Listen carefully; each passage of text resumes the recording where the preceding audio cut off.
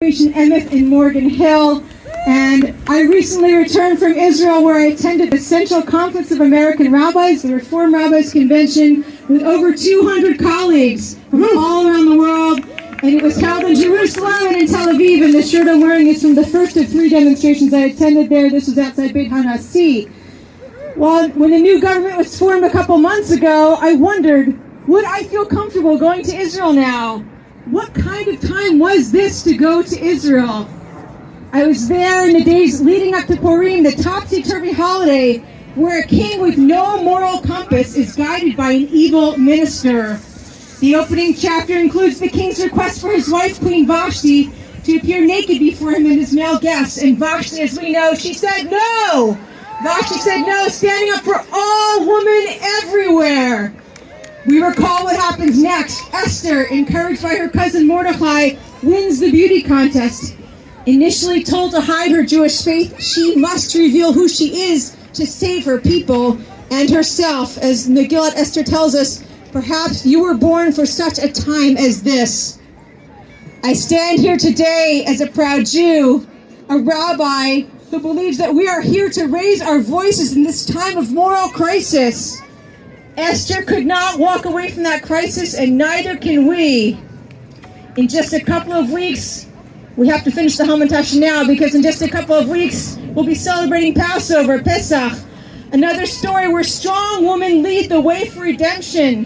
From Miriam, Moses' sister, Yocheved, his mother, Batya, Pharaoh's daughter, to, of course, the midwives, Shiphrah and Puah, the Hebrew midwives who refused to kill the male Hebrew babies, defying Pharaoh's decree in an act of moral obedience. We are stuck in a narrow spot now, and we need to continue to stand up for justice and serve as midwives to make sure that democracy does not die. We need to stand up against hateful rulers. I experienced moments of great pride and pain during my visit. As a woman Reform rabbi, this was amplified. I participated in 3 demonstrations, 2 in Jerusalem and 1 in Tel Aviv, just a couple weeks ago, where Rabbi Rick Jacobs, president of the Union for Reform Judaism, spoke.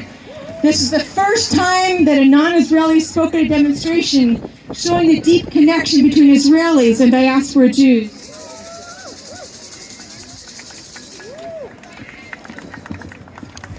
I was glad that I could take a firm stand, literally, for democracy.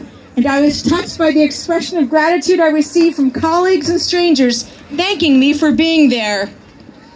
But I was also the target of animosity when I joined with Women of the Wall for Rosh Chodesh Adar. The first time I prayed with them was 34 years ago, also during Adar, during my first year of rabbinical school in Jerusalem. I was near the front of the line to get into the Kotel, and I was pushed a lot by a group of young Haredi girls. These ultra-Orthodox girls and boys were bussed in to disrupt the Women of the Wall. Shame! Busha! Shame! Busha! Shame! Busha! Shame! Busha! Busha! Busha! Busha! I finally made it through security after being pushed a lot. And then I was able to join at the front of WOW's service, partly joyous, but the jeers, the screaming, the whistling, and the loudspeakers with an amplified male voice drowning us continued. Is this what freedom of religion in Israel is supposed to be? For me, a Reformed Jew, a rabbi who is not even permitted to officiate a wedding in Israel because civil marriage is not allowed? Rabbi Gilad Kariv, member of Knesset and the first Reform rabbi in the Knesset, has immunity as an MK to carry a Torah in. Note that there are about 100 Torahs on the men's side, but the women are not allowed to read from any of them. On rare occasions, the Woman of the Wall is able to smuggle one in. Rabbi Kariv carried one onto the men's side, and the ultra-Orthodox men surrounded him and my male colleagues, many of whom were afraid for their safety as they were spat upon, as the Torah was also spat upon, and as many of them were pushed. Busha! Busha! Busha! Busha! After the service, some of us were encouraged to wait before leaving through security as Rabbi Kariv was opening the Torah scroll so that we could see it on the woman's side, and a woman tried to read from it, but the security guards held up their arms, blocking our view. Meanwhile, other colleagues had already returned to where our bags were being watched by a tour guide and found themselves followed by young girls and boys whose violence increased, pushing one down, spitting on them, throwing water at them. There was a scuffle as I was about to exit, and by the time I reached the other side, I was emotionally shaken. I knew it would be difficult to get in. I didn't know it would be difficult to exit the hotel. It was quite an honor to have Anat Hoffman, a founding member of Women of the Wall and former director of the Israel Religious Action Center, hand me a Torah scroll to carry just a few moments later. This is my Torah. I want to live in a Jewish and democratic state where my rights, along with the rights of everyone, all people, are upheld and respected. Democracia! Democracia! Democracia! Democracia. We know what this right-wing government wants. Total power. Immunity for a corrupt prime minister. Busha! Busha! Busha! Busha! But what things have not yet been revealed? Second stage, according to USA for Israel Democracy, a group of high-level Israeli attorneys states that the first stage of this judicial coup is to strip the judiciary, including the Supreme Court, from its authority to strike down laws which violate rights or discriminate. If this will be accomplished by the ruling coalition, then at the second stage, they will have the freedom to pass new legislation at their whim. And probably the darkest, worst of the laws we don't even know about yet. But some may include, for women, an intent to deepen the gender-based segregation within institutions of higher education, an expanding of the authority of the rabbinical courts to deal with civil cases, and perhaps a changing of Clause 7A to Basic Law, the Knesset, which allows the Central Elections Committee to disqualify parties from running in elections in ways which will cause the disqualification of more Arab parties. And for Reform Jews, abolishing the area near the Kotel in which Reform prayer is allowed. And Religion and State, legislation of a law of Chametz to prohibit Chametz within the hospitals, disproportionately budgeting of religious schools.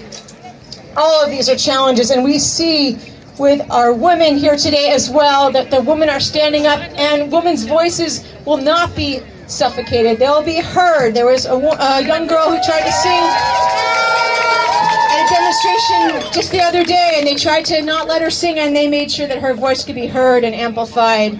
When a family member is in trouble, we don't abandon them. Every Israeli I spoke with there was deeply worried about this inflection point and also wanted us to know that they're grateful for our support. May we channel the power of our biblical heroines and modern-day heroes and sheroes to stand strong for democratia. Democracia! Democracia! Democracia! Democracia! Democracia! Democracia! Democracia! And before we turn to the next song, I want to share this prayer by Rabbi Oded Mazur, the rabbi of Congregation Kol HaNeshama in Jerusalem, where I had the joy of attending Shabbat services. A prayer for democracy. God of our ancestors, Abraham and Sarah, Isaac and Rebekah, Jacob, Rachel, Leah, Bilhah, and Zilpah. Bless those who stand in defense of democracy, equality, and peace from among our people and those all over the world who work to repair society in the face of the threat to the justice system and the rule of law. May the Holy One protect them and save them from all trouble and distress and from every plague and illness, from all harassment and injury and any attempt to humiliate them and undermine their commitment. In the fight against indifference, inaction, and non-involvement, may their efforts be successful, and may they have a good eye to see wrongs done, a good heart so as not to stand idly by, and the strength to act to protect the rights of all, to do justice and bring peace to every person made in the image of God in the world. May the words of the Torah be fulfilled, for because of this thing, God will bless you in all your efforts and in all of your undertakings. And let us say, Amen. Amen. Thank you, Rabbi Dantowitz. Democracia! Democracia! Democracia! תרימו דגלים, תרימו למעלה! Will help us with the optimistic song.